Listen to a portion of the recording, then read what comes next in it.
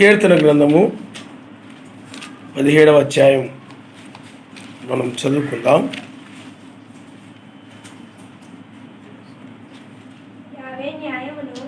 పదవ వచనం నుండి చదువు, 11వ వచనం నుండి చదువమ్మా. మా అడుగుజాడలను గుర్తుపట్టి వారిప్పుడు మమ్ము చుట్టుకొని ఉన్నారు. మమ్మును నేలను కూర్చుటకు గురి చూచున్నారు. వారు చీల్చుటకు ఆతురతపడు సింహం వలెను చాటైన స్థలములలో పొంచు కొదమ సింహం వలెను ఉన్నారు. యావే లెమ్ము, వానిని ఎదుర్కొని వానిని పడగొట్టుము. దుష్టుని చేతిలో నుండి నీ ఖడ్గము చేత నన్ను రక్షింపుము. లోకుల చేతిలో నుండి ఈ జీవిత కాలంలోనే తమ పాలు పొందిన ఈ లోకుల చేతిలో నుండి నీ హస్తబలము చేత నన్ను రక్షింపుము. నీవు నీ దానములతో వారి కడుపు నింపుచున్నావు. వారి కుమారులు కలిగి తృప్తి నొందెదరు. తమ ఆస్తిని తమ పిల్లలకు విడిచిపెట్టుదురు. నేనైతే నీతి గలవాడనై నీ ముఖదర్శనము చేసేదను. నేను మేల్కొనున్నప్పుడు నీ స్వరూప దర్శనముతో నా ఆశను తీర్చుకొందును. ఆయన నామమున హల్లెలూయా, హల్లెలూయా. పిల్లారా, మనము సమయానికి ఎందుకు వచ్చాము అని అంటే ఆయన్ని ఆరాధించడానికి. మీలో కొంతమంది రాలేదు, ఈ బ్రదర్ వాళ్ళు సమయానికి వచ్చారు. అందువలన ఆ సమయాన్ని ఆయనకి ఇవ్వడం వలన నీవు ఆయన్ని గౌరవించడం అవుతుంది అన్నమాట. ఎందుకంటే ఏదైనా ఆయన కోసం కష్టపడినా, శ్రమపడినా, ఆయన కోసం సమయం ఇచ్చినా, ఆయన వాక్యానికి లోబడినా, శ్రమలు కానీ, నిందలు కానీ, అవమానాలు కానీ, వాక్యం నిమిత్తమై, మెస్సై నిమిత్తమై ఏదైనా పడినా ఈ యొక్క కొద్ది సమయం మాత్రమే. ఆ తర్వాత భూమి మీద ఉగ్రత ఉంటుంది. ఇంకప్పుడు విడిచిపెట్టబడితే నీవు అప్పుడు నేను భక్తి చేస్తాను, ప్రార్థన చేస్తాను, వాక్యానికి లోపడతానన్నా నేను ఎవ్వరూ పట్టించుకునేది ఉండదు. నిత్య శిక్షకు వెళ్ళిపోవడమే, నిత్య శిక్షను అనుభవించడమే. ఆ రోజుల్లో అపోస్తుల కాలంలో కానీ ఇప్పుడైనా కానీ ఎవరైనా ఆయన వాక్యం కోసము నిలబడడం అంటే ఆ నరకము నుండి తప్పించుకోవాలనేటువంటి ఒక ఆసక్తి కలిగి ఆ నరకం నుండి తప్పించుకోవడం కోసమై వాళ్ళ ప్రాణాలను సైతము, ఆస్తులను సైతము, కుటుంబాలను సైతము, లేకపోతే బంధువులను సైతము, ధనాన్ని సైతము, దేని కూడా వాళ్ళు లెక్క చేయకుండా వాళ్ళు వాక్యము కోసము నిలవబడ్డారు. ఆయన నామమున హల్లెలూయా. ఎందుకంటే నరకం అనేది అంత భయంకరమైంది. అప్పుడు నిన్ను రక్షించేవారు ఎవరు ఉండరు. అక్కడ భయంకరమైనటువంటి వేదన, అది వేదనకరమైన స్థలం. అది ఆ వేదనకరమైన స్థలమునకు పోకూడదు. అది నిత్యం అనుభవించాలి. అక్కడ అగ్ని ఆరదు, పురుగు చావదు. అందుకనే అలాంటి భయంకరమైన స్థలములోనికి వెళ్ళకూడదని ఆ వాక్యాన్ని పరిపూర్ణంగా నెరవేర్చారు అపోస్తుల కాలంలో అపోస్తులు. అలాగే నువ్వు కూడా ఈ చివరి కాలంలో ఆ వాక్యమును ప్రతి విషయంలో కూడా అన్నిటిలో కూడా నీవు ఆయన చిత్త ప్రకారంగా నడిచి నీవు ఏ లోపము లేకుండా ఈ చివరి కాలంలో నీవు ఉండాలి. ఆయన నామమున హల్లెలూయా, హల్లెలూయా. ఏ లోపము లేకుండా ఉండాలి. అదే ఆయన యొక్క మహిమగల సమాజమని మనం నేర్చుకున్నాం. ఏ లోపము లేనిటువంటి సమాజమే మహిమగల సమాజము. కాబట్టి ఆ నిత్య నరకానికి మాత్రం వెళ్ళకూడదు. అదేమీ లేదులే, ఇది ఎవరు చూసిచ్చారులే, అది ఎవరు చూసిచ్చారులే, ఆయన అంత కఠినుడేం కాదులే అనుకోకండి. ఆయన వాక్యమును గనక ఏమాత్రం మీరిపోయినా ఆయన జాలి కనికరము లేకుండా ఆ నరకంలో పడేస్తాడు. ఆయన ఏమి జాలిపడడు. మీరు తేలిక తీసుకుంటున్నారేమో, ఏమి జాలిపడడు. నిత్యము ప్రార్థన చేయాలంటే నిత్యము ప్రార్థన చేయాల్సింది. ఆ లేఖనాలని నెరవేర్చడమే ఆయన మాటలు, ఆయన చెప్పిన మాటల విషయంలో ఏ దోషారోపణ లేకుండా నీవు ఉండాలి, నిర్దోషిగా ఉండాలి. ఆయన కనికర పడడు. ఇప్పుడు నీ మీద కనికర పడుతున్నాడు. ఆల్రెడీ లోకంలో మత్స్యాగ సంఘాలు వీటన్నిటి మీద ఆయన కనికరం ఇక లేదు. ఆయనకి నాశనం చేయబోతున్నాడు. వాటిని ఏదో కాలిపోవడం, నాశనం అయిపోవడం అంతటితో పోదది. వ్యక్తి శిక్షణ అనుభవించాల్సింది. అప్పుడు నువ్వు నమ్ముకున్నటువంటి నీ ఆస్తులు కానీ, నీ కుటుంబము కానీ, నీ బంధువులు కానీ, నీ భర్త కానీ, నీ భార్య కానీ, నీ పిల్లలు కానీ, నీ అత్తమామలు కానీ, నీ తల్లిదండ్రులు కానీ, నీ యొక్క లోకంలో రాజకీయ నాయకులు కానీ, నీ పలుకుబడి కానీ, నీ టెక్నాలజీ కానీ, నీ తెలివితేటలు కానీ, నీ స్నేహితులు కానీ ఎవరు నిన్ను రక్షించరు, ఎవరు నిన్ను కాపాడరు. ఇక్కడ నువ్వు నా వాళ్ళని నువ్వు రాసు పూసుకోవచ్చు, కానీ విడిచిపెట్టబడితే వాళ్ళెవరో, నువ్వు ఎత్తబడితే నువ్వెవరు. అర్థమైందా? ఇక్కడ ఒకరొక చోటుకి వెళ్ళిపోతే ఇంకొక చోటుకి వెళ్ళిపోవచ్చు. అందువలన ఇక్కడ నీవు వాళ్ళకు భయపడి వీళ్ళకు భయపడి వాక్యాన్ని మీరిపోతే ప్రమాదంలో పడిపోతావు. అందువలన నీవు నీ హృదయము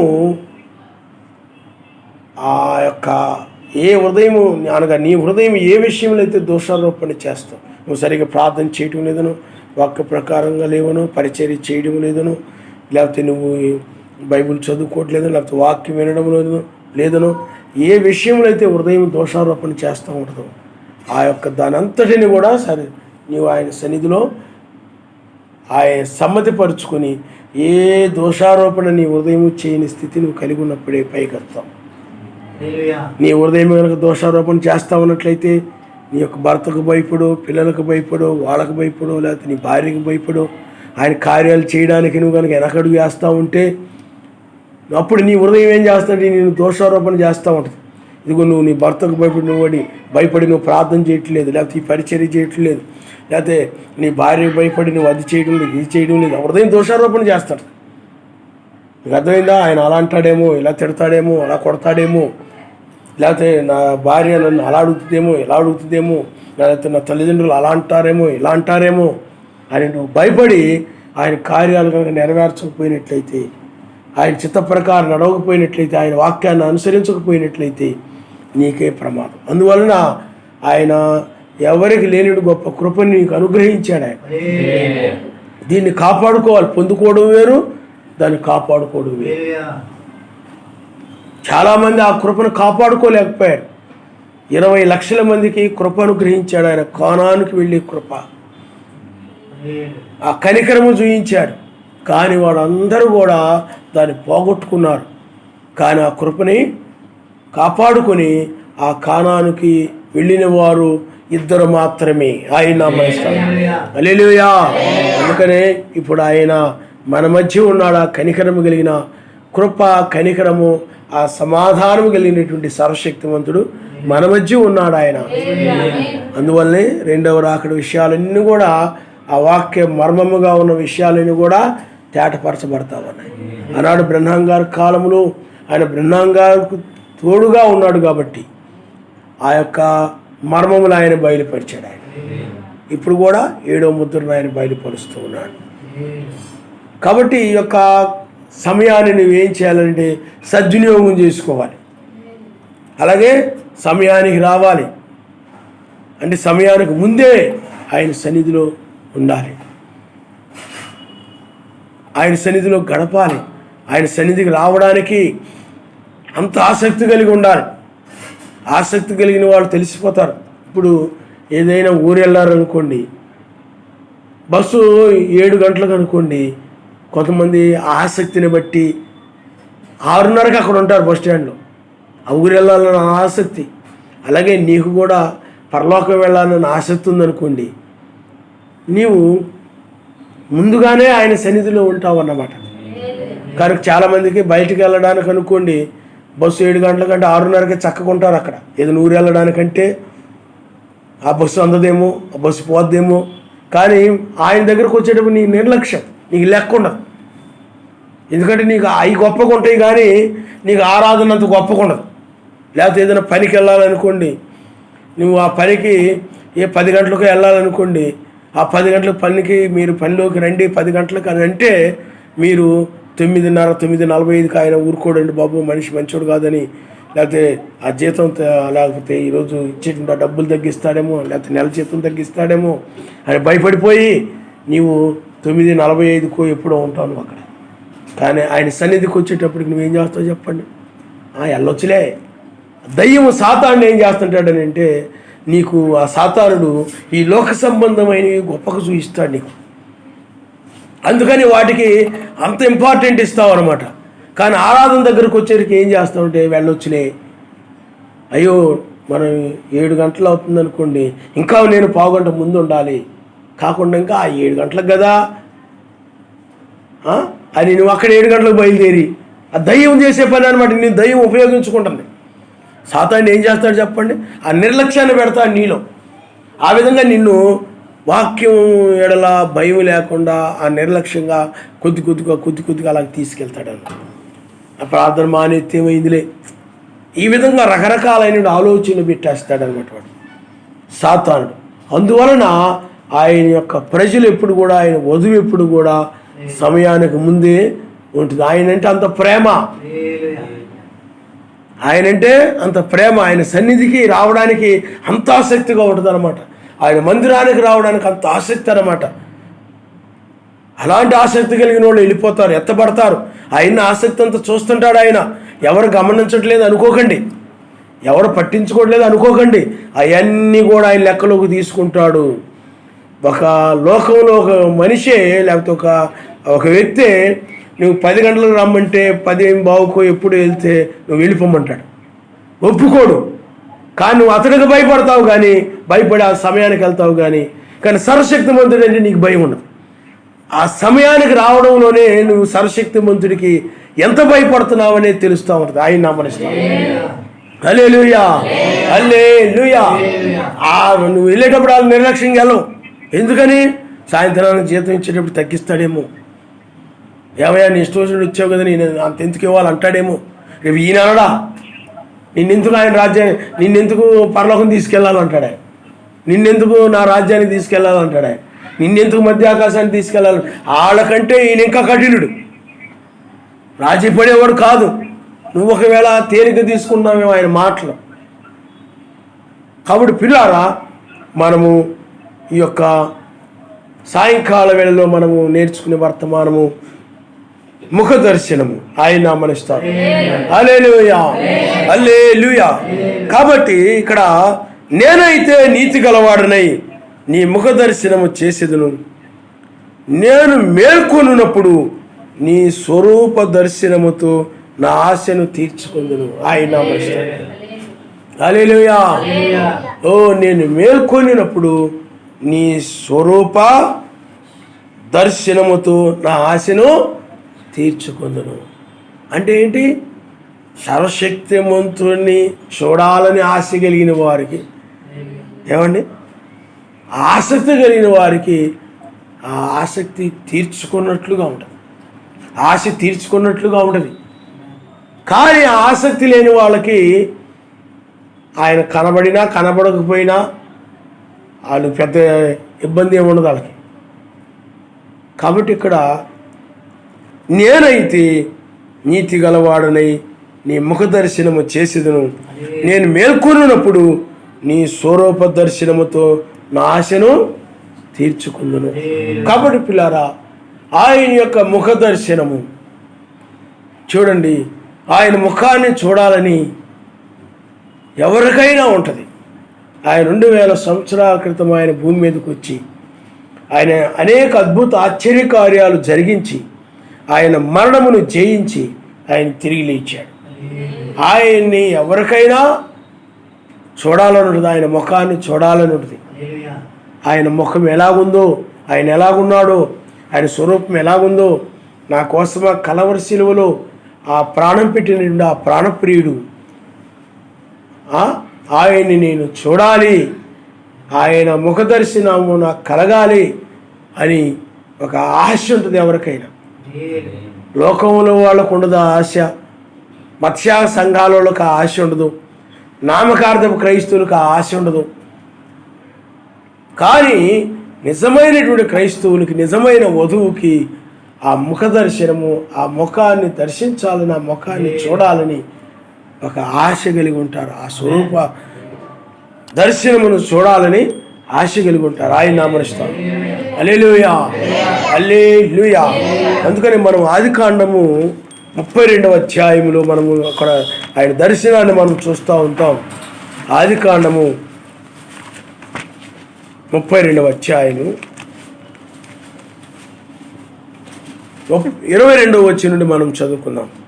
ఆ రాత్రి అతడు లేచి తన ఇద్దరు భార్యలను, తన ఇద్దరు దాసీలను, తన 11 మంది పిల్లలను తీసుకొని యబ్బోకు రేవు దాటిపోయాను. యాకోబు వారిని తీసుకొని ఆ ఏరు దాటించి తనకు కలిగినదంతయు పంపివేసెను. యాకోబు ఒక్కడు మిగిలిపోయాను. ఒక నరుడు తెల్లవారు వరకు అతనితో పెనుగులాడెను. తాను అతని గెలవకుండు చూచి తొడగూటి మీద అతన్ని కొట్టెను. అప్పుడు అతడు ఆయనతో పెనుగులాడుట వలన యాకోబు తొడగూడు వసిలెను. ఆయన తెల్లవారుచున్నది గనుక నన్ను పోనిమ్మనగా అతడు నీవు నన్ను ఆశీర్వదించితేనే గాని నిన్ను పోనీయనను. ఆయన నీ పేరేమని అడుగుగా అతడు యాకోబు అని చెప్పెను. అప్పుడు ఆయన నీవు సర్వశక్తిమంతునితోను మనుష్యులతోనూ పోరాడి గెలిచితివి గనుక ఇక మీదట నీ పేరు ఇజ్రాయేలే గాని యాకోబు అనబడదని చెప్పెను. అప్పుడు యాకోబు నీ పేరు దయచేసి తెలుపమనెను. అందుకు ఆయన నీవు ఎందు నిమిత్తము నా పేరు అడిగితివని చెప్పి అక్కడ ఆయన్ని ఆశీర్వదించాడు. యాకోబు నేను ముఖాముఖిగా సర్వశక్తిమంతుని చూచి తిని అయినను నా ప్రాణము దక్కినదని ఆ స్థలమునకు పెనుయేలు అని పేరు పెట్టెను. అతడు పెనుయేలు నుండి సాగిపోయినప్పుడు సూర్యోదయమాయను. అప్పుడు అతడు తొడకుంటుచు నడిచెను. అందుచేత ఆయన యాకోబు తొడగూటి మీద తుంటి నరము కొట్టినందున నేటి వరకు ఇశ్రాయేలీయులు తొడగూటి మీదనున్న తుంటి నరము తినరు. చూడండి, యాకోబుని తెల్లవారుజామున ఒక నరుడుగా ఆ మహిమ కలిగిన ఆ సర్వశక్తిమంతుడు ఆ మహిమతో అక్కడ యాకోబుని దర్శించాడు. యాకోబు ఆ నరునితో పోరాడాడు. దేనికోసం చెప్పండి? ఆశీర్వాదం కోసం. నన్ను నీవు ఆశీర్వదిస్తేనే కానీ నేను నిన్ను పోనివ్వనని ఆశీర్వాదం కోసము ఆ నరునితో పోరాడాడు. తెల్లవారుజామున సర్వశక్తిమంతుడు అక్కడ యాకోబుని దర్శించాడు. యాకోబు ఆ నరుని చూచాడు. అందుకు అతడు అంటాడు, నేను సర్వశక్తిమంతుడిని ముఖాముఖిగా చూచి తిని. నేను సర్వశక్తిమంతుడిని ముఖాముఖిగా చూచాను, అయినను నా ప్రాణము దక్కినదని ఆ స్థలమునకు పెనుయేలు అని పేరు పెట్టెను. ఆయన హల్లెలూయా. కాబట్టి అక్కడ యాకోబుకి సర్వశక్తివంతుని యొక్క దర్శనము కలిగింది. ఆ తెల్లవారుజామున ఆ నిద్ర మేలుకొని వేళలో అక్కడ యాకోబుకి ఒక దర్శనము కలిగింది. అంటే సర్వశక్తిమంతుడు చూసేటువంటి ఆ ఒక కృప కలిగింది. ఆయన నామమున హల్లెలూయా. అది దర్శనం అని చెప్పడానికి వీలు కానంతటి గొప్ప ధన్యత అండి. ఎందుకనంటే ఆయన్ని అక్కడ యాకోబు స్వయముగా కలుసుకున్నాడు. ఒక నరుడుగా ఆయన ప్రత్యక్షమయ్యాడు. చూడండి, అక్కడ యాకోబుని ఆయన ఆశీర్వదించాడు. కాబట్టి సర్వశక్తిమంతుడు ఆ తెల్లవారుజామున అక్కడ ప్రత్యక్షమయ్యాడు. ఆయన హల్లెలూయా, హల్లెలూయా. ఎవరైనా కానీ ఆయన చూడాలనుకుంటారు. నాకు చాలాసార్లు ఆయన చూడాలి అనిపించింది. 2017లో తూర్పున ఆయన చాలా ప్రకాశవంతమైన వస్త్రాలు వేసుకుని తూర్పున ఆకాశంలో నీలపు అంటే లైట్ బ్లూ కలర్లో ఉన్నటువంటి దానిలాగా మెడ మీద వేసుకొని ఆయన నా వైపు అలాగ వస్తూ ఉన్నాడు. మీకు అర్థమైందా? అంటే ఆశ ఉంటుంది. ఎప్పటి నుంటో నేను ఆయన స్వరమని విన్నాను, ఆ దూతను చూశాను. 1993లో అలాగే 2006లో ఆ దూతను చూడడం జరిగింది. ఆ స్వరమని విన్నాను నేను, ఆయన స్వరాన్ని 2015లో. కానీ ఆయన చూడాలని ఉండేది. కాబట్టి ఆయన చూసేటువంటి కృప దొరికింది. కాబట్టి ఎవరికైనా కానీ ఆ నీతిమంతులకి ఆయన చూడాలని ఉంటుంది. అంటే అన్యులకి లోకస్తులకు ఉండదు. ఆ ముఖ దర్శనము అంటే ఆయన్ని కలుసుకోవాలి, ఆ స్వరూప దర్శనాన్ని చూడాలి, ఆయన్ని కలుసుకోవాలి, ఆయన దగ్గరికి వెళ్ళాలి. అందువల్ల అది ఎవరికైతే ఆ యొక్క ఆశ ఉంటుందో, అందుకని నీతి కొరకు ఆకలి దప్పులు గల వారు ధన్యులు, వారు తృప్తిపరచబడతారని ఉంది. కాబట్టి ఆ యొక్క ఆసక్తి ఉన్నప్పుడు, ఆశ ఉన్నప్పుడు వారు తృప్తిపరచబడతారు.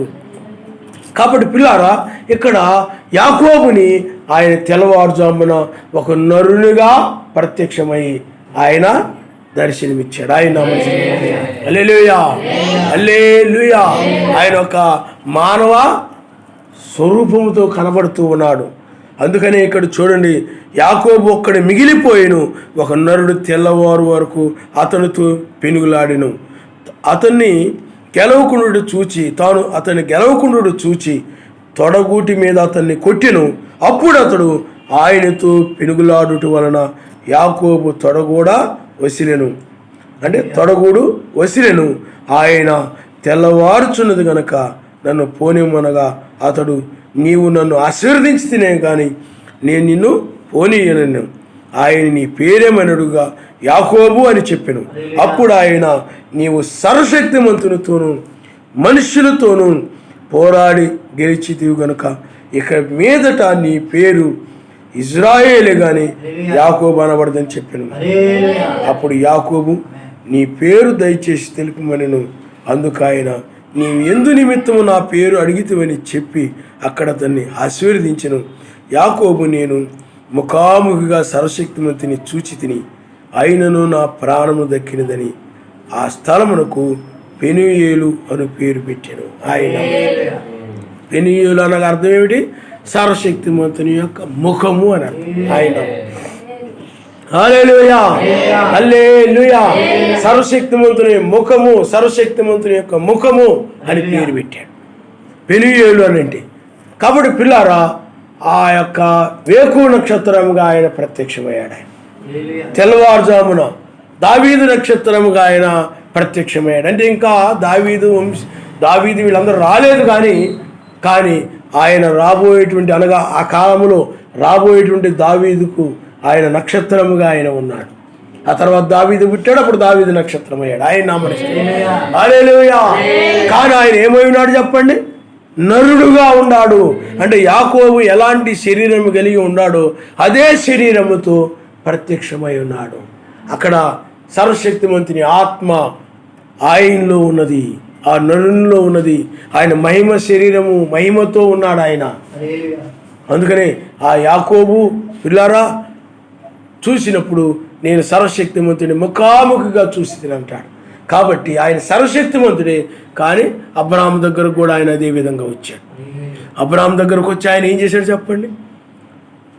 3 ఆహారమును భుజించాడు. అబ్రాహాము ఇచ్చినటువంటి ఆతిథ్యమును స్వీకరించాడు ఆయన. కానీ ఆ రోజుల్లో ఆయన ఆ విధంగా వచ్చినప్పుడు ఎవరూ గ్రహించలేకపోయారు, ఎవరు ఆయన్ని గుర్తించలేకపోయారు. మొదటి రాకడలో మనం చూస్తే ఆయన దయ్యం పట్టిన వాడిని, బయల్జెబూలని రకరకాలుగా పేరు పెట్టారు ఆయనకి. అప్పుడు అంటారు, అయ్యా ఆ తండ్రి ఎవరో మాకు కనబరచమున్నప్పుడు నా యందు తండ్రి యందు నేనును ఏకమై ఉన్నామని చెప్పాడు ఆయన. అక్కడ పరిశుద్ధాత్మగా తండ్రి ఉన్నాడు, ఈ శరీరంలో ఆయన కుమారుడు అనబడతా ఉన్నాడు. అందుకని శరీరానికే కుమారుడు అని పేరు. లోపల ఎవరున్నారు చెప్పండి? సర్వశక్తిమంతుడు. అందుకని బైబిల్ ఏం చెప్తుందండి? సర్వశక్తిమంతుడు ఆత్మ గనుక అని ఉంటుంది బైబిల్. కాబట్టి అందుకే నన్ను చూసిన వారు తండ్రిని చూసినట్టే ఆయన నామనిస్తారు. హల్లెలూయా. అక్కడ యాకోబు నరుని చూశాడంటే ఎవరు చూసినట్టు చెప్పండి? సర్వశక్తిమంతుడు చూసినట్టే. అందుకని మొదటి రాకడలో కూడా ఆయన కార్యాలు అవన్నీ జరగడము, ఆ జీవితము, ఆయన యొక్క అద్భుత కార్యాలు, ఆయన నడవడి ఇవన్నీ చూసినప్పుడు సర్వశక్తిమంతుడు ఎలా జీవిస్తాడో ఆయనలో కనపడతా ఉంది. ఆయన ఎలా పరిశుద్ధుడో ఆయనలో కనపడతా ఉంది, ఎలా నీతిమంతుడో ఆయనలో కనపడతా ఉంది, ఎలా న్యాయవంతుడో ఆయనలో కనపడతా ఉంది. అంటే సర్వశక్తిమంతుడి యొక్క గుణలక్షణాలన్నీ కూడా ఆయనలో కనబడతా ఉన్నాయి. అందుకనే ఆయన మానవుడుగాను సర్వశక్తిమంతుడుగాను ఉన్నాడు. శరీరమును బట్టి మానవుడుగా ఉన్నాడు, లోపల ఆత్మను బట్టి పరిశుద్ధాత్మను బట్టి ఆయన సర్వశక్తిమంతుడై ఉన్నాడు. ఆయన నామనిస్తాడు. హల్లెలూయా. అందుకనే ఆయన గుడారము మార్చుకునేవాడుగా ఉన్నాడు ఆయన. అందుకనే చూడండి, ఆయన అబ్రాహాము యొక్క కాలంలో ఒక గుడారములో వచ్చాడు. ఎంఆర్పి అంటారు దాన్ని, గుడారములో వచ్చాడు. ఆ తర్వాత ఆ గుడారాన్ని మళ్ళా మార్చుకున్నాడు. అందుకనే మోషేలోకి వచ్చాడు ఆయన. ఆ తర్వాత యెహోషువలోకి వచ్చాడు ఆయన. ఆ తర్వాత ఏలియాలోకి వచ్చాడు. ఆ తర్వాత ఎలీషాలోకి వచ్చాడు. అది యోహానులోకి వచ్చాడు. ఆ తర్వాత మరలా మెస్సీలో ఆయన కనబడుతున్నాడు. అంటే పరిపూర్ణమైన మానవుడు. వాళ్ళలో కొద్దిగా ఉంటూ వచ్చాడు, కానీ మెస్సీలో పరిపూర్ణంగా ఆయన ఉన్నాడు. అలాగే 7 సంఘకాలాల్లో ఆయన 7 దూతల్లో ఉంటూ వచ్చాడు ఆయన. ఇప్పుడు కూడా ఆయన మన మధ్య ఆ విధంగా తన కార్యం జరిగిస్తూ వస్తున్నాడు. ఆయన నామనిస్తాడు. హల్లెలూయా, హల్లెలూయా. అందుకనే అంటాడు ఆయన, ఈ మాటలు మాట్లాడేది నేను కాదు కానీ నా తండ్రి నాలో ఉండి మాట్లాడుతున్నాడని చెప్పాడు. నాలో ఉండి ఆయనే మాట్లాడుతున్నాడు. ఇవి నావి కాదు అంటాడు ఆయన. ఇవి నా మాటలు కాదు, ఆయనవి. అందుకని నేను దేన్ని చూచాను, దేన్ని విన్నానో, నా హృదయాన్ని దేన్ని తాకిందో దాన్నే మీకు తెలియజేస్తున్నామని బైబిల్లో రాయబడి ఉండడం మనం చూస్తున్నాం. ఆయన నామనిస్తాం. హల్లెలూయా. కాబట్టి మోషే కూడా ఆయన యొక్క ముఖ దర్శనాన్ని చూడాలనుకున్నాడు. చూడండి మీరు నిర్గమాకాండము 33వ అధ్యాయము, నిర్గమాకాండము 33వ అధ్యాయము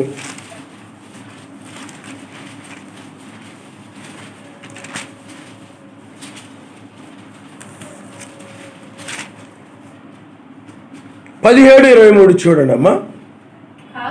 కాగా యావే నీవు చెప్పిన మాట చొప్పున చేసేదను, నీ మీద నాకు కటాక్షము కలిగినది, నీ పేరును బట్టి నేను ఎరుగుదునని మోషేతో చెప్పగా అతడు దయచేసి నీ మహిమను నాకు చూపుమనగా ఆయన నా మంచితనమంతయు నీ ఎదుట కనబరుస్తాను, యావే అను నామమును నీ ఎదుట ప్రకటించెదను, నేను కరుణించు వారిని కరుణించెదను, ఎవరి యందు కనికరపడిదను వారి యందు కనికరపడిదనను. మరియు ఆయన నీవు నా ముఖమును చూడజాలవు, ఏ నరుడును నన్ను చూచి బ్రతుకుడనెను.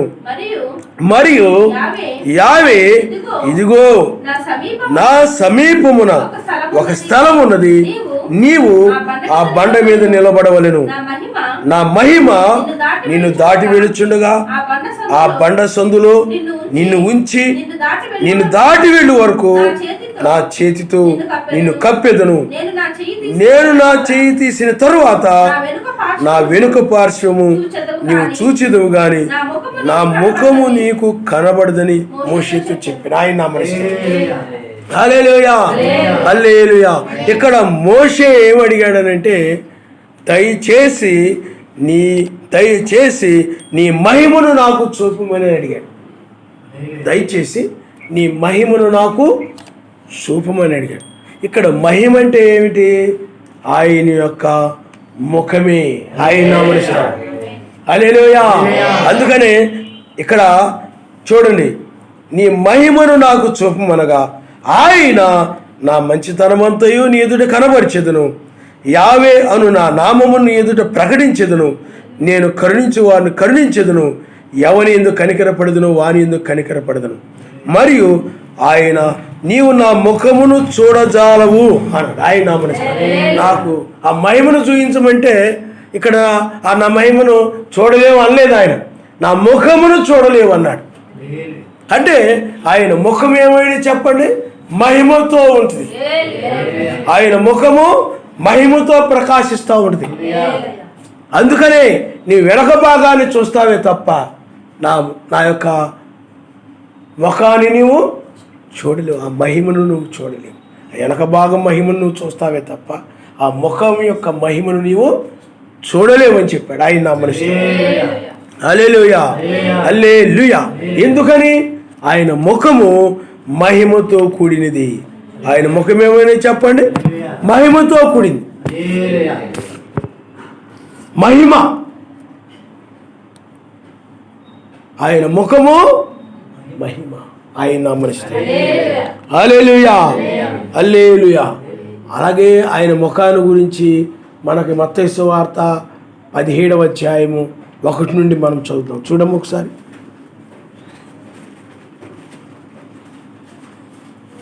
మత్తయి సువార్త 6 దినములైన తర్వాత మెస్సయ్య పేతురును యాకోబును యోహానును వెంట పెట్టుకొని ఎత్తైన ఒక కొండ మీదకి ఏకాంతముగా పోయి వారి ఎదుట రూపాంతరం పొందెను. ఆయన ముఖము సూర్యుని వలె ప్రకాశించెను, ఆయన వస్త్రములు వెలుగువలే తెల్లని వాయను.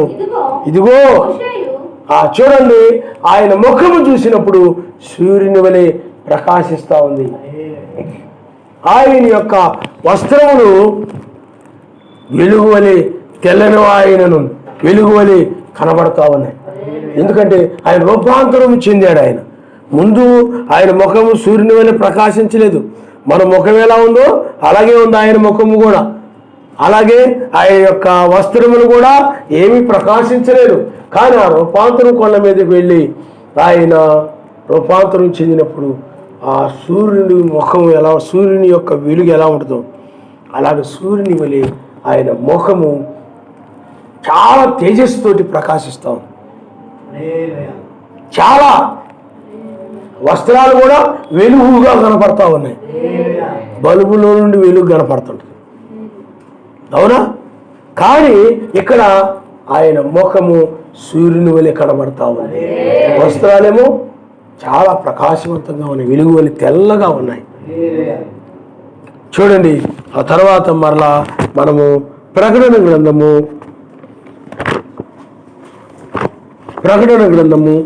మొదటి అధ్యాయము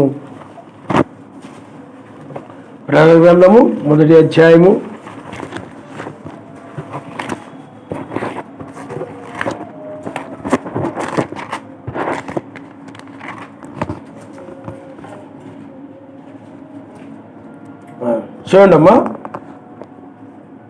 16వ వచనాన్ని ఒకసారి మీరు చదవండి. ఆయన తన కుడి చేత 7 నక్షత్రములు పట్టుకొని ఉండెను. ఆయన నోట నుండి 2 అంచుల గల వాడి అయిన ఖడ్గం ఒకటి బయలు వెళ్ళిచుండెను. ఆయన ముఖము మహా తేజస్సుతో ప్రకాశించుచున్న సూర్యుని వలె ఉండెను. ఆయన ఆయన ముఖము మహా తేజస్సుతో ప్రకాశిస్తున్నటువంటి సూర్యుని వలె. అంటే సూర్యుడిగా కాదు కానీ సూర్యుని వలె. ఆ సూర్యుడిని ఎవరు కూడా పగలు చూడలేరు. ఎవరిని చూడగలరా? అందుకని మోషేతో ఆయన అన్నాడు, మోషే నువ్వు నా ముఖాన్ని నువ్వు చూడలేవు అన్నాడు. ఎందుకని? నువ్వు మధ్యాహ్నం వేళ సూర్యుని చూడగలవా? ఇప్పుడు ఎండాకాలం వచ్చింది, ఆయన ముఖాన్ని నువ్వు చూడగలవా? అనగా సూర్యుని చూడగలవా? నువ్వు చూడలేవు. మరి ఆయన సృష్టించినటువంటి సూర్యుడినే నువ్వు మధ్యాహ్నంలో ఈ కళ్ళతో నువ్వు చూడలేనప్పుడు ఏమండి మరి ఆ సూర్యుని సృష్టించిన ఆయన ఇంకెంత గొప్పగా ఉంటాడు. మరి నువ్వు ఆయన అసలు చూడగలవా? చూడలేవు. అందువలన మహా తేజస్సుతో ఆయన యొక్క ముఖము సూర్యుని వలె ప్రకాశిస్తూ ఉంటుంది. అందువల్ల ఆ ముఖ దర్శనము అంటే ఆయన ముఖాన్ని ఎవరు చూడలేరు, అంత తేజస్సుతో ఉంటుంది అనమాట ఆయన యొక్క ముఖం.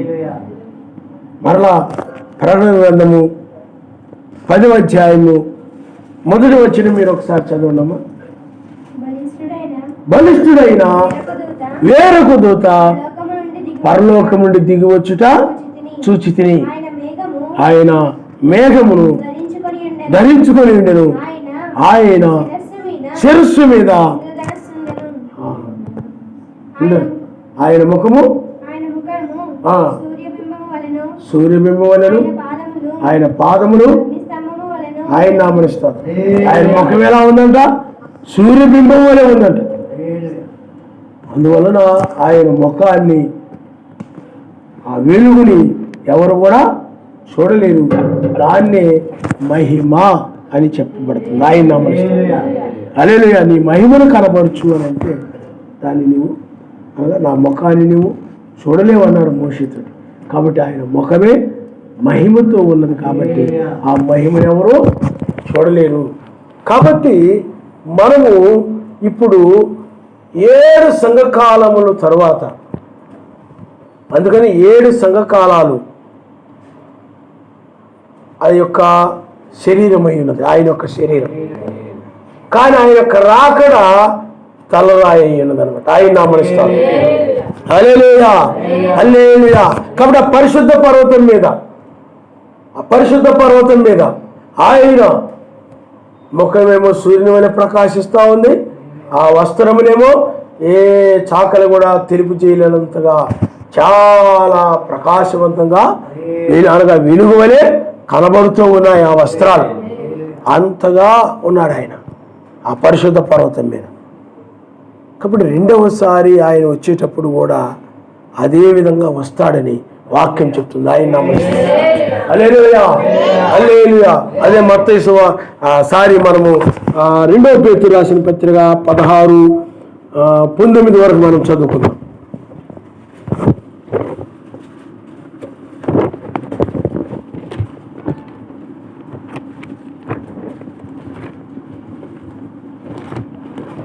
చదవండమ్మా.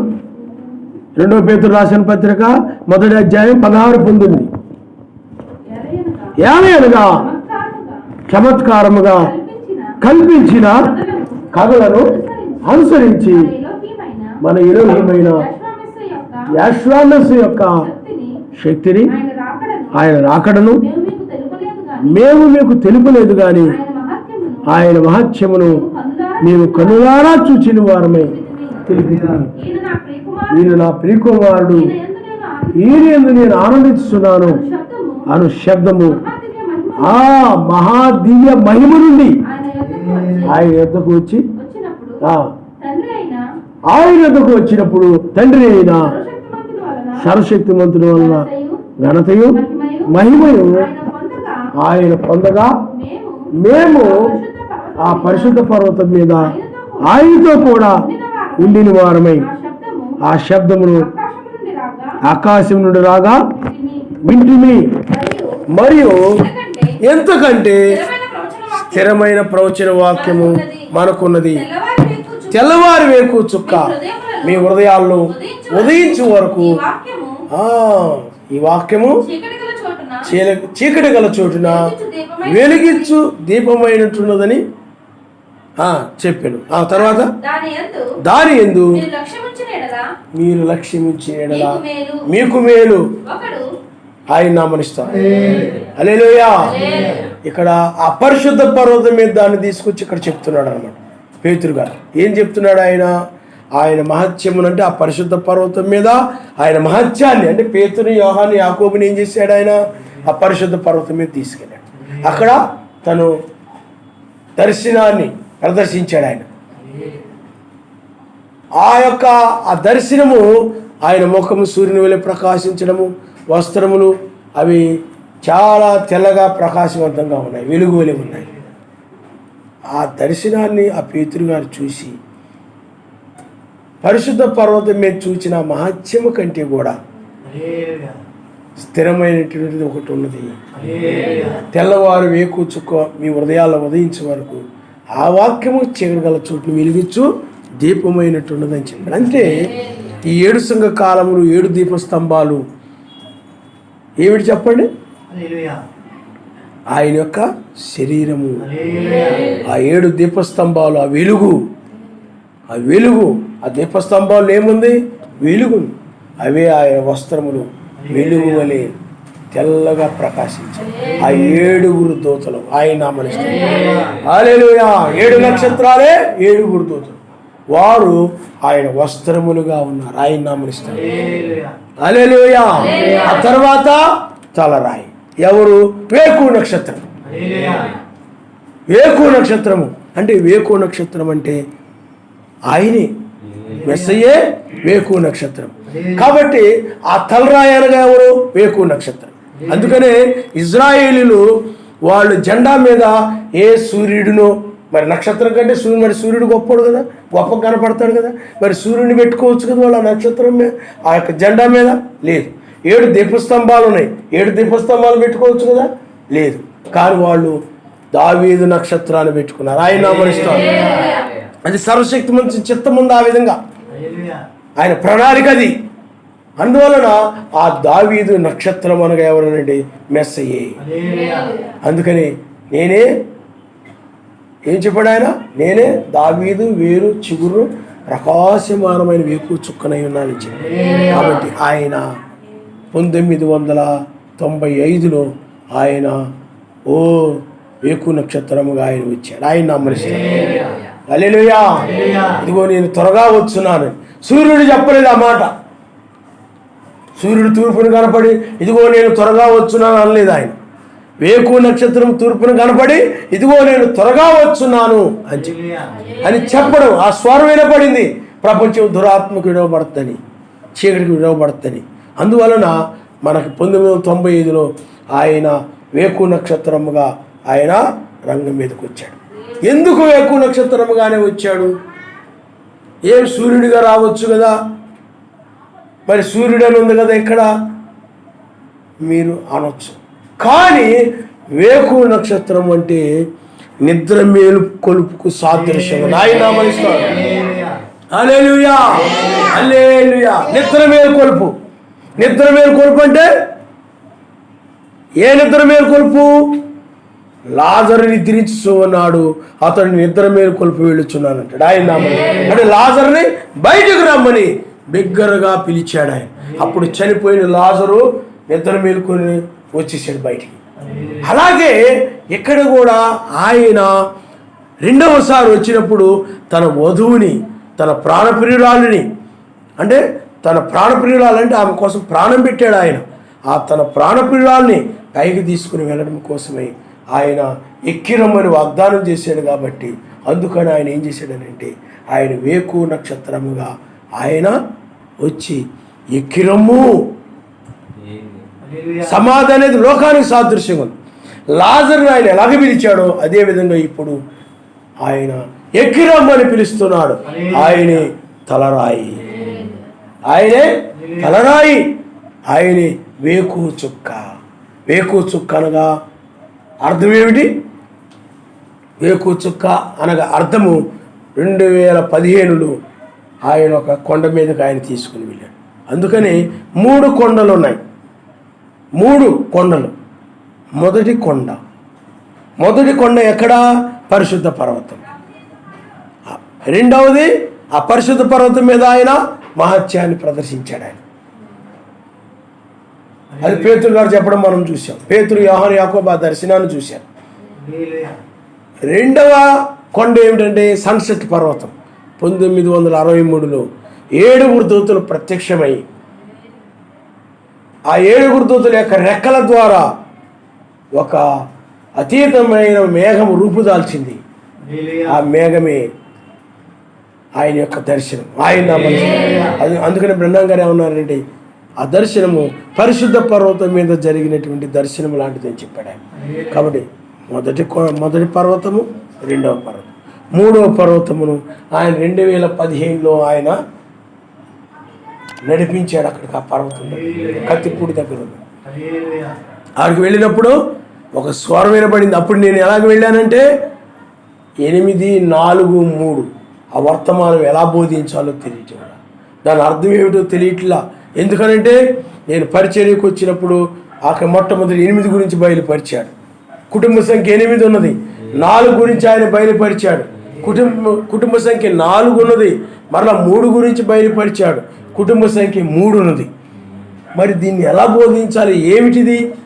అప్పుడు నేను ఆ యొక్క కొండ మీదకి వెళ్ళి ప్రార్థిస్తూ ఉన్నప్పుడు అప్పుడు ఆయన ఏం చేశాడంటే ఒక స్వరం వినపడింది, ట్రయాంగిల్ అని. ఒక స్వరం, గంభీరమైన స్వరం వినపడింది.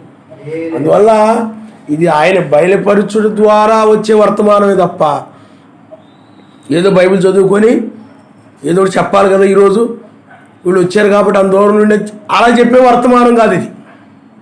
మీకు అర్థమైందా? లేదా ఏదో బైబిల్ ట్రైనింగ్కి వెళ్ళి లేదా బ్రహ్మం గారి పుస్తకాలు చదివి ఏదో బైబిల్ చదివి అది కాదు, ప్రత్యక్షతతో కూడినటువంటి వర్తమానం ఆయన నామనిష్టం. హల్లెలూయా. అప్పుడు స్వరం వినబడింది, ట్రయాంగిల్ అని. ఆ తలరాయి ట్రయాంగిల్ రూపంలో. అప్పటి వరకు అది నేను గమనించలేదు, నాకు తెలీదు. అప్పటి వరకు వేకు చుక్కే ఆ తలరాయి అనుకొని ఆ వేకు చుక్కని ఆ పిరమిడ్ పైన అలాగ అమర్చి ఆ విధంగా డిజైన్ చేసి ఒక ఇమేజెస్ చేయడం జరిగేది అనమాట. కానీ ఎప్పుడైతే ఆయన ట్రయాంగిల్ అనే స్వరమును ఆయన వినిపించాడో అప్పుడు ఆ ట్రయాంగిల్ తర్వాత పరిశుద్ధాత్మ బయలుపరచడం ఆరంభించాడు. సర్వశక్తిమంతుని యొక్క దూతే బయలుపరిచాడు. అప్పుడు ఆ ట్రయాంగిల్ అంటే వేకు చుక్కే. వేకు చుక్కే ఆ రాజ్యము 2015 తర్వాత ఆయన బయలుపరచడం ఆరంభించాడు. వేకు చుక్కే ఆ రాజ్యము అని. వేకు చుక్కే రాజ్యం. అందుకని బైబిల్లో మీరు మత్తయి సువార్త 16వ అధ్యాయము, మత్తయి సువార్త 16వ అధ్యాయము 27వ వచనం నుండి చదువు ఒకసారి. మనుష్య కుమారుడు తన తండ్రి మహిమ గలవాడై తన దూతలతో కూడా రాబోచున్నాడు. అప్పుడు ఆయన ఎవరి క్రియలు చొప్పున వానికి ఫలమిచ్చును. ఇక్కడ నిలుచున్న వారిలో కొందరు మనుష్య కుమారుడు తన రాజ్యముతో వచ్చుట చూచు వరకు మరణము రుచి చూడరని చెప్పారు. ఆయన మరుస్తారు. హల్లెలూయా. అందుకని చాలా మంది ఏమంటారంటే రెండవసారి ఆయన తన రాజ్యముతో వచ్చుట చూచు వరకు మరి మరణము రుచి చూడరని ఉంది కదా. మరి వీళ్ళు రెండవసారి ఆయన మరి ఆ విధంగా వస్తాడు కదా. మరి వీళ్ళు రెండవ రాకడ చూడలేదు కదా, చూడకుండానే చచ్చిపోయారు కదా. మరి అనగా చనిపోయారు కదా పేతురు, యోహాను, యాకోబు. అంటే మరి ఆయన చెప్పింది అబద్ధం అంటారా అనేవాళ్ళు ఉన్నారు చాలామంది. కానీ ఆయన యొక్క తన రాజ్యముతో రావడం అంటే ఏమిటో, అంటే రెండవసారి ఆయన ఎలాగ వస్తాడో ఏమిటో ఆ పరిశుద్ధ పర్వతం మీద ఆయన ప్రదర్శించాడు. ఆయన నామరిస్తాడు. హల్లెలూయా. కానీ ఆ రాజ్యం అంటే ఏమిటో వాళ్ళు ఆ సూర్యుని వల్ల ఆయన ముఖం ప్రకాశించడము, ఈ యొక్క వస్త్రములు ఆ తెల్లగా వెలుగు వెలుగు కనబడడం చూసి అదే ఆయన రాజ్యం అనుకున్నారు వాళ్ళు. ఆయన నామరిస్తాడు. కానీ అది ముందు ప్రదర్శన మాత్రమే. అసలైన రాజ్యం అది కాదు. అది అసలైన రాజ్యం అది కాదు. కానీ ఆయన 2015లో ఆ రాజ్యమేమైనదో ఆయన బయలుపరిచాడు. రాజ్యం అంటే నీతి, సమాధానం, పరిశుద్ధాత్మ ఆనందం అనేది నేను పరిచర్యకు వచ్చినప్పుడే తెలుసు. కానీ వేకు చుక్కే ఆ రాజ్యం అన్న విషయం తెలియదు నాకు. కానీ 2015లో ఆ మెస్సయే ఆ రాజ్యమని, వేకొచ్చుకే ఆ రాజ్యమని ఆ 2015 తర్వాత ఆయన బయలుపరచడం ఆరంభించాడు. అప్పుడు ఏం బయలుపరిచాడు చెప్పండి? ఆయన బయలుపరచకపోతే మనకి ఏమీ తెలియదు. ఆయన ఎలాగ బయలుపరిచాడనేంటి? నో కాలంలో నీతి. చూడండి ఎంత ఖచ్చితంగా సరిపోతుంది. అక్కడ నీరుంది, నీరు నీతి. అలాగే మొదటి రాకడలో సమాధానము, రక్తము. ఇప్పుడు పరిశుద్ధాత్మందుల ఆనందము, పరిశుద్ధాత్మ. ఆయన నామమున హల్లెలూయా, హల్లెలూయా. అది ఒక ట్రయాంగిల్, అదే ఆయన రాజ్యము. మీకు అర్థమైందా? ఇంకో ట్రయాంగిల్ ఏమిటనంటే ఆయన ఒక్కడని రుజువు చేస్తా ఉంది. యావే, యాషువా, పరిశుద్ధాత్మ. ఈ రెండు త్రికోణముల కలయికి ఆయనే తలరాయిని, వేకు చుక్కే తలరాయిని మనకు బయలుపరచబడింది. కాబట్టి నీతి సూర్యుడు అనగా ఎవరనంటే ఆ ట్రయాంగిల్, అంటే యావే, యాషువా, పరిశుద్ధాత్మ ట్రయాంగిల్. ఆ త్రిభుజం వల్ల ఉందని బ్రహ్మం గారు చెప్పారు. ఒక్కడు. కాబట్టి ఆ ట్రయాంగిల్ నీతి సూర్యుని తెలియజేస్తా ఉంది. ఇంకొక ట్రయాంగిల్ రాజ్యం అంటే పగలను తెలియజేస్తా ఉంది. అందుకని నీతి సూర్యుడు ఎక్కడుంటే పగలు అక్కడ ఉంటుంది. ఇది ప్రకృతి సంబంధంగా అన్నమాట. సూర్యుడు అలాగే ఈ యొక్క పగలు అంటే వెలుగు, సూర్యుని వెలుగు. సేమ్ ఇప్పుడు సూర్యుడు అంటే ఎవరు? మెస్సయే. ఆయనే ఆ ట్రయాంగిల్ అనగా వాక్యమే, వాక్యమే మెస్సయ్య. ఇప్పుడు ఇంకో ట్రయాంగిల్ ఏమిటంటే ఇప్పుడు ఆత్మ సంబంధంగా అనమాట. ఇంకో ట్రయాంగిల్ అంటే ఆ పగలు ఏమిటనంటే నీతి, సమాధానం, పరిశుద్ధ ఆత్మీయుల ఆనందమే పగలు. ఆయన అదే రాజ్యం. ఈ ప్రకృతిలో పగలైతే మనకి ఆత్మ సంబంధంగా పగలేమిటి చెప్పండి? నీతి, సమాధానం, పరిశుద్ధాత్మ ఆనందమే. అందుకని పగల్లో చీకటి ఉండదు. అలాగే నీతి, సమాధానం, పరిశుద్ధాత్మ అందులో ఆనందం కలిగిన వ్యక్తులు పాపం లేదు. నువ్వు నీతిమంతుడుగా ఉండి సర్వశక్తిమంతునికి ఏ విరోధం లేకుండా ఆయన చెప్పినవి అని కూడా పాటిస్తూ టైంకి ప్రార్థనకు రావడం, ప్రార్థించడం, ఇంకా వాక్యములన్ని విషయాల్లో కూడా నీవు అన్ని లేఖనాలు నెరవేరుస్తూ ఉన్నప్పుడు ఆయనకి నీకు మధ్య ఏ పాపము లేకుండా ఉంటుంది, సమాధానం ఉంటుంది ఆయనకి నీకు మధ్య. పాపం ఏమీ ఉండదు. ఆయన ఆనందిస్తూ ఉంటాం. అప్పుడు పగలు ఎలా ఉందో ఆ రాజ్యం కూడా అలాగే. అందుకని ఈ పగలనేది ఛాయ, ఆ రాజ్యానికి ఛాయగా ఉంది, నీడగా ఉంది.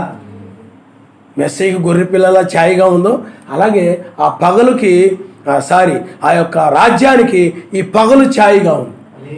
అలాగే నీతి సూర్యునికి మెస్సయ్య ఛాయగా ఉన్నాడు, వాక్యము ఛాయగా ఉంది. కాబట్టి ఆ ట్రయాంగిల్ ఆయన ఒక్కడు, ఆయనే మెస్సయ్య. ఈ రెండు త్రికోణముల కలయికే నీతి సూర్యుని యొక్క రాజ్యము. కాబట్టి ఇప్పుడు ఆ నీతి సూర్యుడు అంటే మెస్సయ్యే ఇప్పుడు తన రాజ్యముతో ప్రకాశిస్తూ ఉన్నాడు. అది ఆయన యొక్క ముఖము, నీతి సూర్యుని ముఖము. ఆయన హల్లెలూయా. వాక్య ముఖం ఇది. వాక్యము రాజ్యముగా ప్రకాశిస్తూ ఉంది. అక్కడ సూర్యుడు పగలుగా ప్రకాశించాడు, వెలుగుగా ప్రకాశించాడు. అందుకని ఆ వెలుగుని అనేక మంది చూస్తూ ఉంటారు. కానీ ఇక్కడ వాక్యమైన మెస్సయ్య ఆయన రాజ్యముగా ప్రకాశిస్తూ ఉన్నాడు. ఆ నక్షత్రము, అందుకని ఆ నక్షత్రమే ఏమైనది? తలరాయి. అందుకని ఆ నక్షత్రమే ట్రయాంగిల్, తలరాయి. అందుకని పిరమిడ్పై తలరాయి అమర్చబడింది. ఎందుకనంటే ఆ తలరాయే వధువును లేపుతుందని చెప్పాడు. ఆయన మనసు. హల్లెలూయా. ఇప్పుడు ఆ తలరాయి మనల్ని ఎక్కిరము అని పైకి లేపుతా ఉన్నాను. ఆ లాజరును లేపినట్లుగా వేకువ నక్షత్రమే. అందుకని నిద్ర మీద కొలిపే నక్షత్రం ఆయనే దావీదు నక్షత్రం ఆయన. అందుకని దానియేలు గ్రంథంలో ఆ చేతి సహాయం లేకుండా తీయబడిన రాయి అది ఒక రాజ్యమని దానియేలు చెప్పాడు. కాబట్టి ఆ రాజ్యమే రోమా సామ్రాజ్యాన్ని నాశనం చేస్తుంది. ఎందుకంటే రోమా సామ్రాజ్యము అదొక రాజ్యము కాబట్టి మెస్సయ్య యొక్క రాజ్యమే అనగా మెస్సయ్యే తన రాజ్యముతో వచ్చి రోమా సామ్రాజ్యాన్ని నాశనం చేస్తాడు.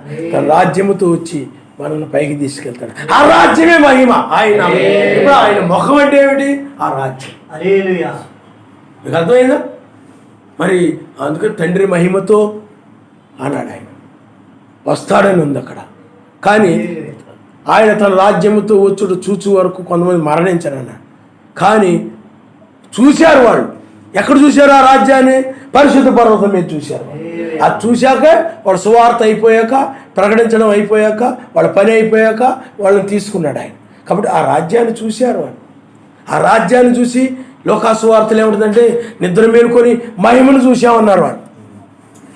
కాబట్టి ఎవరైతే చూడండి ఆ నీతి, సమాధానం, పరిశుద్ధాత్మేంద్ర ఆనందాన్ని కలిగి ఉంటారో వారు ఆ మహిమను కలిగి ఉన్నారు. వాళ్ళు ముఖ దర్శనము కలిగి ఉన్నట్టు ఆయన నామనిస్తారు. హల్లెలూయా, హల్లెలూయా. కాబట్టి ఇప్పుడు మనము ఆయన ముఖ దర్శనాన్ని మనం చూస్తున్నాము. వాళ్ళు అది కన్నులు కనబడేటువంటి ఆ సూర్యుడు, ఆ తర్వాత వెలుగు కన్నులు కనబడి, ఇది ఆత్మ సంబంధమైనది. ఇది అదృశ్యమైన ముఖ దర్శనం. ఆయన హల్లెలూయా. వాక్య రూపంలో ఉన్నటువంటి ముఖ దర్శనం, ఆ రాజ్యముగా ఉన్నటువంటి ముఖ దర్శనము. అందుకని ఆ పరిశుద్ధ పర్వతం మీద ఆయన రూపాంతరం చెందినప్పుడు రాజ్యముగా కనబడ్డాడు వాళ్ళకి. అదే మహిమ. ఇప్పుడు కూడా ఆ మహిమే ఆయన రాజ్యం. అందుకని రెండవ రాకడలో ఆయన తన రాజ్యముతో వచ్చాడు. ఇప్పుడు ఆయన ఆ రాజ్యముతో వాడు చూచు వరకు, ఆయన వచ్చినప్పుడు ఆ రాజ్యముతో వచ్చినప్పుడు ఆ రాజ్యాన్ని చూచే వరకు మరణించరని చెప్పాడు. కానీ ఆ పరిశుద్ధ పర్వతం మీద ఆ రాజ్యాన్ని చూశారు. ఇప్పుడు మనమైనట్లయితే ఆయన రాకడలో ఇప్పుడు ఆత్మ సంబంధంగా ఆ రాజ్యాన్ని మనం చూస్తున్నాం. ఆయన నామనిస్తాం. హల్లెలూయా. అందుకని బ్రహ్మం గారు తుయితెర సంఘ కాలంలో ఏం చెప్పారండి? ఆ వేకు నక్షత్రం వచ్చినప్పుడు ఈ వర్తమానికులను ఆయన వాడుకొనడు. అంటే లోకానికి సువార్త ప్రకటించే వర్తమానికులను ఆయన వాడుకొనడు. వేకు నక్షత్రమే ముఖాముఖిగా తన రాజ్యం యొక్క సంగతుల్ని పంచుకుంటాడు. ఇక వర్తమానికుల ద్వారా కాకుండా ఇంకా ఆయనే స్వయంగా మాట్లాడతాడు. ఇప్పుడు స్వయంగా ఆయనే మాట్లాడుతున్న సందర్భం ఆయన. అందుకనే ప్రధాన నక్షత్రముకు యాషువ ఏ మానవుడు సమీపించజాలని వెలుగులో. అందుకని వాక్యం చూడండి, ఎవరు సమీపించజాలని వెలుగులో వెళ్తాం. వినడమే కాదు, ఆ వెలుగులోనికి నువ్వు రాగలగాలి, ఆ వాక్యాన్ని అనుసరించగలగాలి. అందువల్ల నీతి, సమాధానం, పరిశుద్ధాత్మ ఆనందం అని వినడం సులువే, దాన్ని పొందుకోవడము చిన్న విషయం కాదు. అది చిన్న విషయమేమి కాదు, అది ఎంతో ప్రార్థన అవసరం. నీకు ఆయనకి ఏ పాపం లేకుండా ఉండడం అంటే బైబిల్లో ఉన్న ఆజ్ఞలను నెరవేర్చాలి. ఒక్క ఆజ్ఞలో పోయినా ఆయనకి నీకు మధ్య సమాధానం ఉండదు. బైబిల్లో ఉన్నటువంటి లేఖనాలు ఉన్నాయి. అన్యాయం చేయకూడదు, మోసం చేయకూడదు. అవే కాకుండా పరిచర్య విషయంలో కానీ, ప్రార్థన విషయంలో కానీ, సమయాన్ని సద్వినియోగం చేసుకోవడం విషయంలో, కూడుకోవడం, ఈ లేఖనాలన్నీ ఉంటాయి. అన్ని లేఖనాల్లో నువ్వెక్కడా కూడా ఆయనకి విరోధంగా లేకుండా ఉన్నప్పుడే అప్పుడు ఆయనకి నీకు మధ్య సమాధానం ఉన్నట్లు లెక్క. ఏదో వింటున్నాను కదా అనుకోకండి. అందుకని ప్రతి వర్తమాన విషయంలో నువ్వు ప్రార్థించుకుని దాన్ని అనుసరిస్తూ ఉన్నప్పుడే ఆయనకి నీకు మధ్య అలాగ సమాధానం కలుగుతుంది అనమాట.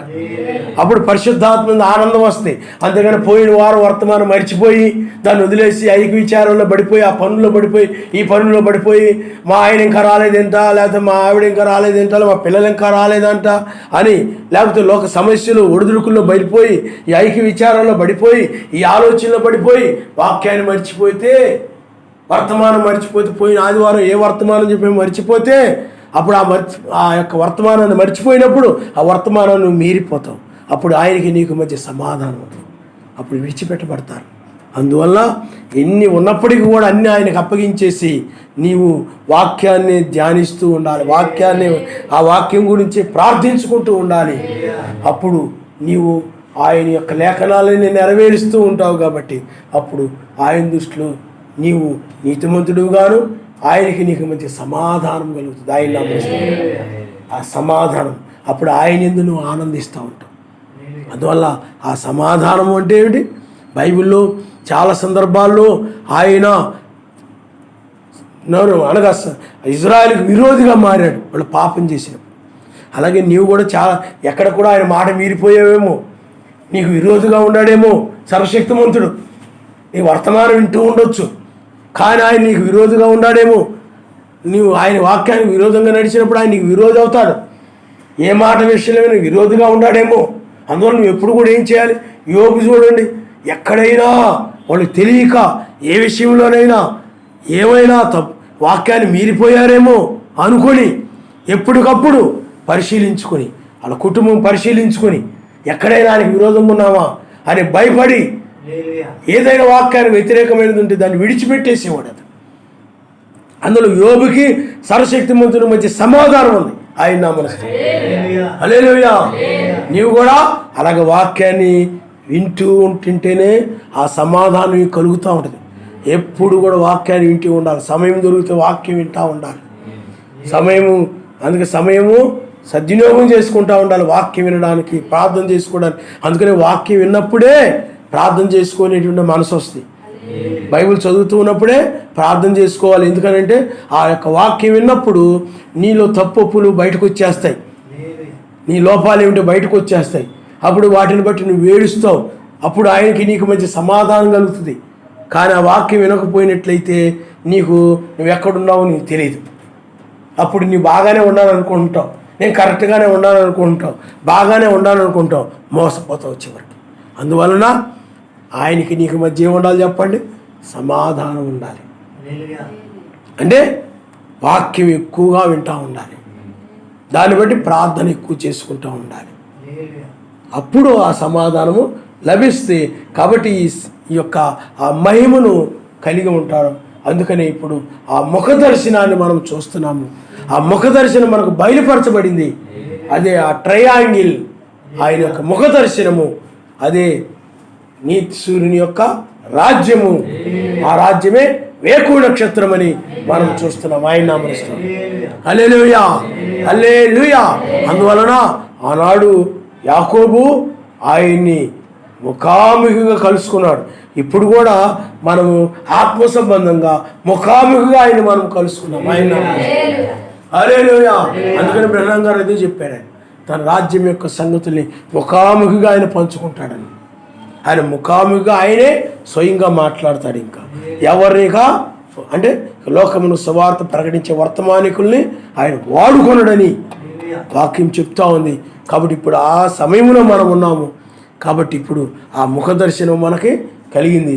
అలాగే మనము ఆ పట్టణంలోనికి వెళ్ళినప్పుడు ఆ పట్టణంలో కూడా ఆ ముఖ దర్శనముతో మనము ఆయన ముఖ దర్శనమును కలిగి ఆయనతో ఆయన ఎదుట ఆ ముఖ దర్శనములో మనం జీవిస్తాం, ఆయన నామరిస్తాం. హల్లెలూయా, హల్లెలూయా. ఎందుకంటే అక్కడ ఆయన నీతి సూర్యుడిగా అక్కడ ప్రకాశిస్తూ ఉంటాడు. అక్కడే వేకువ నక్షత్రముగా ఉంటుంది ఆ పట్టణం. ఆ ట్రయాంగిల్ అనేది పునరుద్ధానాన్ని సూచిస్తూ ఉంది. ఆయన మరణించి, అందుకని నీతిమంతుడు మరణించాడు. మరణించడం ద్వారా సమాధానం వచ్చింది. ఆయన తిరిగి లేచడం ద్వారా పరిశుద్ధాత్మ మీద ఆనందం వచ్చింది. నీవు కూడా అంతే. నీవు ఒకప్పుడు నీలో మోసాలు, అన్యాయాలు, లేకపోతే దురాలోచనలు, కోపము, కక్ష, లేకపోతే ఎలాంటివైనా నీలో ఉండేవి. లోకాశలు ఇవన్నీ ఉండేవి, ధనాపేక్షలు నీలో ఉండేవి. కానీ నీవు నామమున బాప్తిసం పొందావు, గత పాపమంతా క్షమించబడింది, నువ్వు నీతిమంతుడు అయ్యావు. నీతిమంతుడు అయిన తర్వాత నీ తల్లిదండ్రుల నుండి, నీ బంధువుల నుండి వచ్చిన చెడ్డ గుణలక్షణాలు ఉన్నాయే, ఆశలు అనేవి ఇప్పుడు ఈ వర్తమానం వల్ల ఏమైపోతాయి చెప్పండి? చచ్చిపోతాయి. అవి మృతమైపోతాయి. అవి మృతమైపోవడమే నీవు మృతమైపోవడం అనమాట. నీలో ఒక అసూయ ఉందనుకోండి, అసూయ మృతమైపోతే నువ్వు చనిపోయినట్లు లెక్క. అదే నీవు. ఇప్పుడు అవి నీలో చచ్చిపోయినప్పుడు నీకు ఆయనకి మధ్య సమాధానం. ఆ సమాధానం వచ్చిందంటే పరిశుద్ధాత్మ ఆనందం వస్తుంది. అంటే నువ్వు తిరిగి లేచావని అర్థం, మరణాన్ని జయించావని అర్థం. మరణాన్ని అంటే శరీరానుసారమైన మనస్సుని జయించావని అర్థం. అప్పుడు ఆయన బట్టి ఆనందిస్తుంటారు. ఆయన వాక్యం వింటున్నప్పుడు ఆనందిస్తుంటారు. కొంతమందికి ఆనందం ఉంటుంది, ఇలా ఇలా కోడి ఊపినట్టు ఊపుతూ ఉంటారు. మెడకాయ కోసేస్తారు కదా కోడి. ఆయన మాట్లాడినప్పుడు ఏం కలుగుతుంది చెప్పండి? ఆనందముతో హర్షిస్తూ హల్లెలూయా ఆమేన్ అంటుంటారు అనమాట. ఆనందం, పరిశుద్ధాత్మ ఆనందం. నీకు ఆనందం లేదనుకోండి, హర్షించడం లేదనుకోండి, నువ్వు ఇంక తిరిగి లేవలేదు, నువ్వు పునరుద్ధానం చెందలా, ఇంకా బొబ్బోనే ఉండవు. ఆ లాజరు సమాధిలో ఉన్నట్టుగానే నువ్వు కూడా ఇంకా సమాధిలో అలా ఉండవు. అదిగో ఆయన ముఖ దర్శనం మనకు కలిగింది అన్నప్పుడు ఆనందం వచ్చేస్తాడు లోపల. ఆనందంతో హల్లెలూయా అని అరుస్తారు. ఆనందంతో. అది నోటితో వచ్చేది కాదు, హృదయంలో ఆనందముతో వచ్చే మాట అది. ఆయన మాటలు వింటున్నప్పుడు, ఆ పునరుద్ధాన సంబంధ సంగతులు వింటున్నప్పుడు, ఆయన ఎదుర్కోబోతున్న మాటలు వింటున్నప్పుడు, ఆ ముఖ దర్శనాన్ని గురించిన మాటలు వింటున్నప్పుడు, నువ్వు ఆయన్ని ఎదుర్కోబోతున్నావు, ఆయన కలుసుకోబోతున్నావు, అమర్చమైన రాజ్యం గురించి ఆ మాటలు వింటున్నప్పుడు హల్లెలూయా అని గంతులు వేయాలనిపిస్తుంది అన్నమాట. కానీ నువ్వేమంటున్నాడు, చచ్చిన కోళ్ళగా అలా పడి ఉంటున్నావు అంటే నువ్వు ఇంకేం జరగలేదు చెప్పండి. ఆ స్థితికి వస్తేనే నువ్వు ఎత్తబడతావు, లేకపోతే విడిచిపెట్టబడతావు. ఎందుకంటే ఆనందాన్ని చూసి తీసుకెళ్తాడు ఆయన. నీకు అర్థమైందా? అందుకనే ఇది ఆనంద సువార్త అంటారు. ఎందుకని నోకాలంలో నీతి సువార్త, అపోస్తులు బోధించింది సమాధాన సువార్త, ఇది ఆనంద సువార్త. నీకు అర్థమైందా? నువ్వు ఆయన ఆనందించడం లేదంటే ఇంకా నీ హృదయం ఏదో దోషారోపణ చేస్తూ ఉంది, సమాధానం కలగలేదు. అందుకని నీకు ఆనందం రావటం లేదు. నీ హృదయం ఏదో తప్పులు చూపిస్తూ ఉంది, నీ హృదయం ఏదో నీ మీద నేరం చేస్తూ ఉంది. నువ్వు మంచిదానివి కాదు, నువ్వు చెడ్డదానివి, ఇక్కడికి వచ్చి కూర్చున్నావు కానీ నువ్వు సరిగా నడవడం లేదు, నువ్వు సరిగా ప్రార్థన చేయట్లేదు, లేకపోతే నువ్వు మంచోడు కాదు, ఇంటి దగ్గరికి వెళ్ళిపోతే సెల్ ఫోన్ అలా ముందు పెట్టుకొని దాని కూర్చొని చూసుకుంటున్నావే తప్ప ప్రార్థించడం లేదు. అది హృదయం దోషారోపణ చేస్తుంది అనుకోండి. ఆ వీడియో గేములు చూస్తే అలా ఉండిపోతున్నావు అని ఆ హృదయం దోషారోపణ చేస్తుంది అనుకోండి, ఆనందం రాదు. ఉదయం ఆ బాధతో ఉన్నప్పుడు నువ్వు ఎక్కడ ఆనందిస్తావు? నువ్వు ఉదయం దోషారోపణ చేస్తూ నువ్వు ఎక్కడ ఆనందిస్తావు? నువ్వు ఆ బాధ ఉన్నప్పుడు నువ్వు ఆనందించలేవు. ఆ బాధ తొలగిపోయి ఆనందం వచ్చేస్తాయి. ఆ బాధ ఏమైపోతుంది చెప్పండి. అందుకనే మనం ఆ వర్తమానం బుద్ధి లేని కన్యకైతే మర్చిపోతాం, కానీ నిజమైన వధువుకి ఆ వర్తమానం గుర్తుంటుంది. అది ఏమిటనంటే రక్తస్రావం కలిగిన స్త్రీ స్వస్థత పొందింది, ఆ బాధ నివారణ అయిపోయింది ఆమెకి. నీలో కూడా ఏమైపోతుంది చెప్పండి, ఆ బాధ నివారణ అయిపోయింది.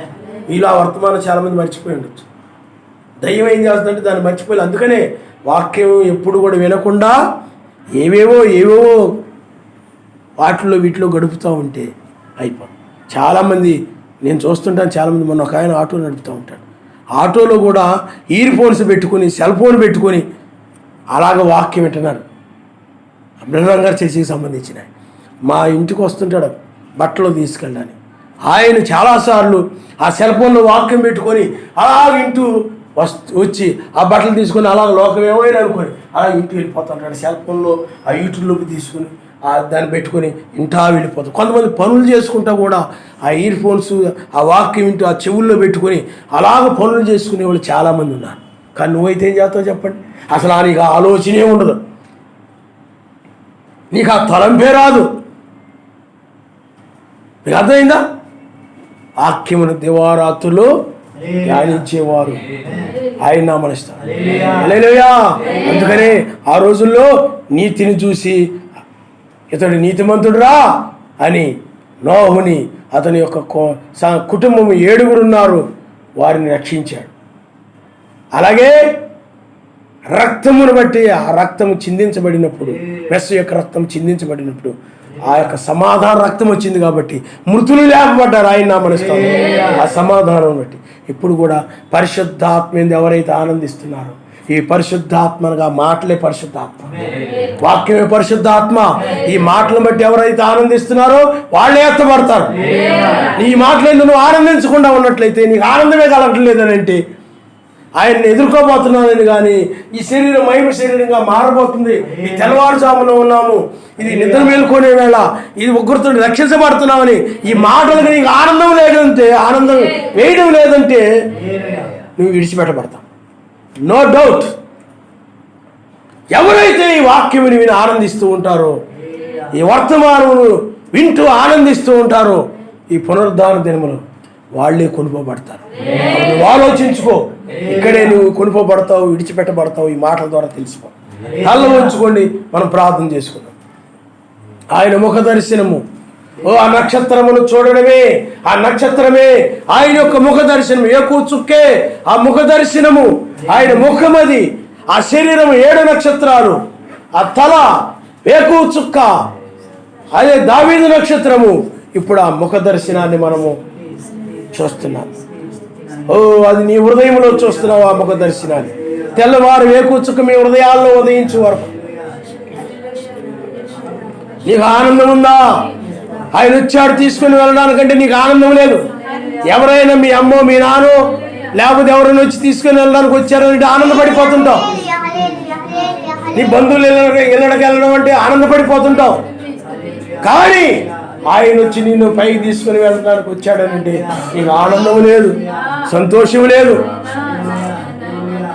ఎప్పుడు ఆ బాధ ఈ బాధ ఈ బాధ ఆ బాధ ఏదో ఒక బాధ మనసులో పెట్టుకొని వాళ్ళ మీద వీళ్ళ మీద ఏదో ఒకటి పెట్టుకొని ఆ బాధలతో నీవు ఉంటావే తప్ప, ఐక్య విచారాల గురించిన బాధలతో నీవు ఉంటావే తప్ప, లేకపోతే నీ భర్త గురించో నీ భార్య గురించో లేకపోతే ఇంకో దాని గురించో ఇంకో వేరే వాటి విషయం గురించో ఏవేవో వాటి గురించి ఆలోచిస్తూ బాధపడతా ఉంటావే తప్ప, ఈ సమయంలో ఉన్నందుకు ఈ దినములో ఉన్నందుకు ముగ్గురుతో తప్పించబడుతూ ఉన్నందుకు ఆనందముగా ఉన్నావా? ఎల్లప్పుడూ ఆనందిస్తూ ఉన్నావా? హల్లెలూయా హల్లెలూయా. ఆయన గురించిన విషయాలు వింటూ కూడా నీకు ఆనందం కలగడం లేదంటే నువ్వు ప్రమాదంలో పడిపోతావు సుమా. ఆయన ఆనందించే వాళ్ళు ఆయన తీసుకుని వెళ్తాడు.